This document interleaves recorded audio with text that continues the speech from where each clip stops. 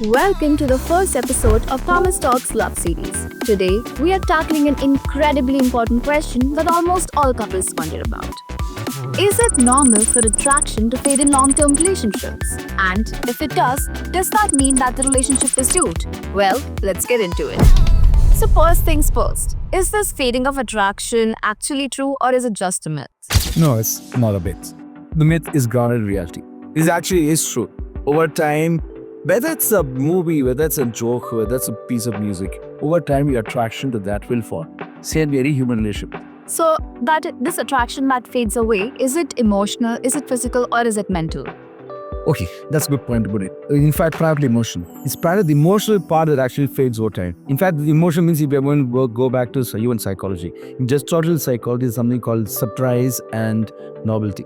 In this case, both the novelty, which was no longer new, and surprise factor, it actually fades over time. Because you know everything your partner's going to say. So is this stability of a relationship the only factor that attraction fades away, or are there other factors like career, stress, family, so many things? Yeah, see, one is time. The one is time. You're in the best relationship over time. The intensity and passion of the relationship is for. That is presuming that your career, your money, your financial stability, your familial stability, your children, everything is going smooth. Now, on top of the problem of time, you add these other problems. Obviously, these things are going to slowly gnaw away at it. But these are normal things. So since we talk about a relationship's transition over time, do you think that this transformation of, a new lovey-dovey couple to this steady marriage, do you think that affects a relationship as well?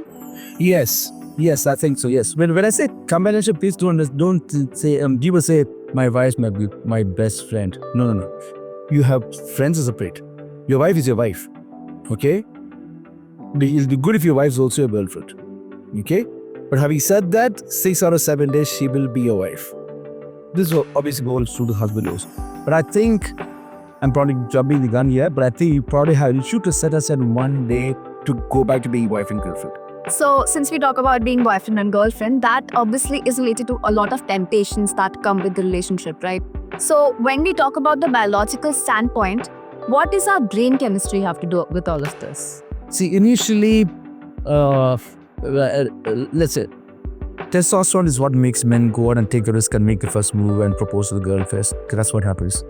Dopamine is what gives an anticipation of something that's going to happen. So that happens with men and women.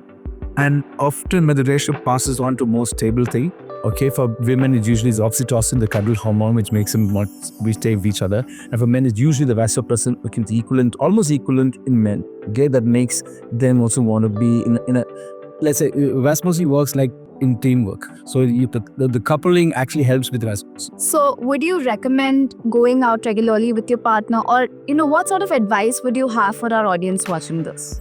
See, as I said, time will erode the passion, the intensity. That doesn't mean it erodes the love. People presume when I say I've fallen out of love, so they basically mean I don't feel the same thing. But love is not an emotion. Or the emotion part is only a small fraction of it. Love is everything else: spiritual, mental, psychological, social. So what you're saying is that love takes a lot of effort, right?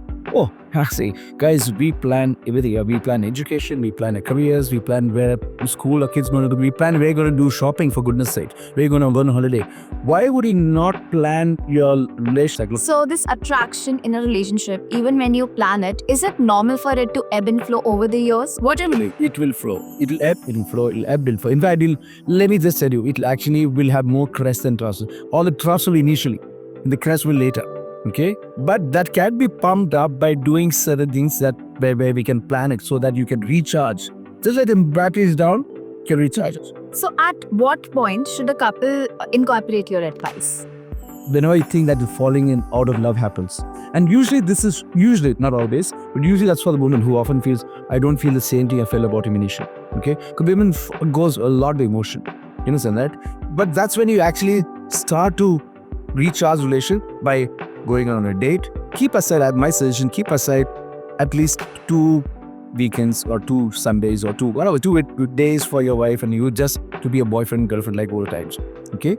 Keep aside a certain time for sex. Keep a certain time to go out without the kids, without talking about work. See, you must have first, it's a cliche but it's true. change is the only permanent thing that we know. You must accept the fact that your relationship, your partner is going to change, your relationship is going to change, okay? But that doesn't mean it's a bad thing. In fact, you embrace it. And then you know what happened? Ironically, you know what happens? That becomes a novelty that you're looking. Remember the novelty that you're craving for, the surprise you're craving for, you're no longer surprised. But the very fact that he or she is changing over time becomes an attraction thing for you. You understand? So that makes it, that actually can be, as long as you embrace it. But unfortunately, most people, you know what they say? Oh, but before I married her, she was like this, now look at her like this. You understand, right? Okay? Or the girl often will say the opposite. He was like this before, he's never made any change, he's exactly not progressing, he's not evolving, he's not maturing. Okay? So the point is, you see, if you're getting a relationship to change the other person, you are on the wrong relationship. You're on the wrong trade. That's not going to happen. You need to understand that the person is a individual human person by himself or herself. They will evolve. And you need to evolve along with them. So, can you tell us something that you realized over the years that, you know what, in this instance, things need to be changed? Yeah, of course, absolutely. We are not used to that in my personal relationship, but let's say in past relationship, absolutely yes. Nobody can. If they're telling you that they feel exactly the same way they felt in the first day they started dating to the 7th year or 10th year or whatever, they're not. That means the initial intensity was not very much in the first place. There are some people where right from the beginning they start very placid toward, but very few of us read that way. And very few of us want to be in relationships that way because they're not exciting, they're not fun, they're not sexy, you know, so they're not romantic, they're nothing, you know, okay? I would just, but we have a peculiar thing in India. Arranged marriages often start like that. Yeah. You know, they start like that, very placid. And but over time, if everything goes well, God willing, then actually the intensity builds up. But then once it happens, then again, it follows the same path of any love relationship. As our love marriage, so to speak. And one last question, since we talked so much about putting in efforts and putting in time, at what point should a person just give up? Never. Never with the same person, or? Yeah, never with the same person. I mean, if let me get it, guys. I know you could say there are 4 billion people of the opposite gender available on the planet. Okay, and if you're bisexual, there are 8 billion. Okay, but that doesn't mean all of them are going to be good for you. Usually, there's one person looks perfect fit. There's one yin to the other yang. You understand, right? This is often a perfect fit. Okay, so my part, you need to work at. The benefit that you're quitting means you're just giving up.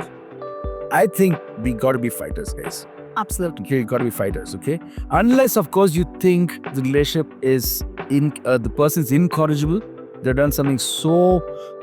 They've crossed the Rubicon so much that things are out and they're not willing to change. Yeah, then yes. And mainly that is 2 things. Mainly it's primarily, I would think, adultery, which means somebody's cheating on you.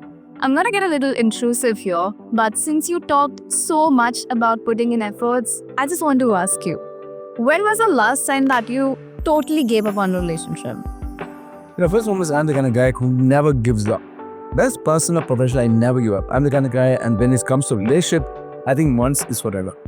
But even after 8 years, I was really not sure whether the other person was in it. After 8 years, exactly, we dated, we went out, we did everything that a couple does. But somehow, there was always something missing. So that's complicated about human relationships, right? There are times when you must forgive, and there are times when we say, finally, my dear, I don't give a damn, and walk away. So when did you finally give up? You know, after 8 years of waiting, to so much ups and so many downs, something actually happened. What? You guys will know in the next episode. So wait for it.